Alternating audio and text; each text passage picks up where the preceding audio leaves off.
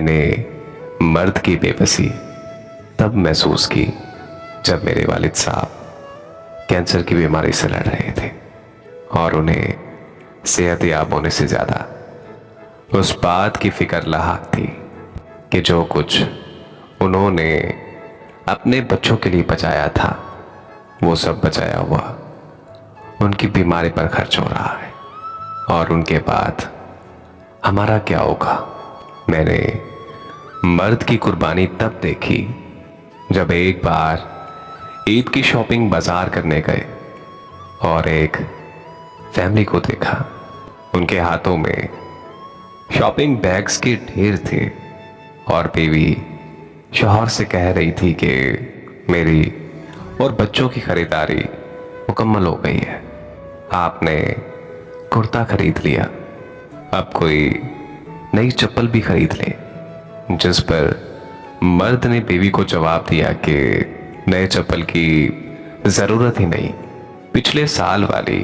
कौन सा मैं रोज़ रोज़ पहनता हूँ, जो खराब हो गई होगी, तुम देख लो और क्या लेना है, अभी मैं साथ हूँ, जो खरीदना है आज ही खरीद लो। मैंने मर्द का एहसास तब महसूस किया जब वो अपनी बीवी बच्चों के लिए कुछ लाया तो अपनी माँ बहन के लिए भी तोहफा लाया। मैंने मर्द का तहफ़्फ़ुज़ तब देखा जब एक सड़क क्रॉस करते वक्त उसने अपने साथ चलने वाली फैमिली को अपने पीछे करते हुए खुद को ट्रैफिक के सामने रखा। मैंने मर्द का ज़ब्त तब देखा जब उसकी जवान बेटी घर उजड़ने पर वापस लौटी। उसने गम को छुपाते हुए अपनी बेटी को सीने से लगाया और अपनी बेटी से कहा कि अभी मैं जिंदा हूं,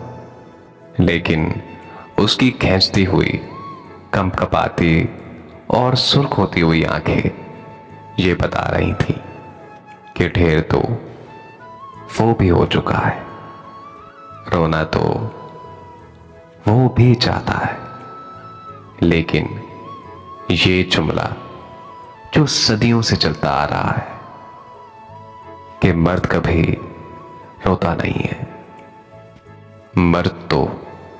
पत्थर दिल होता है। एक मर्द के अंदर तो कोई फीलिंग्स नहीं होती, उसके कोई जज्बात नहीं होते। अगर वो रोए भी तो उसे हमेशा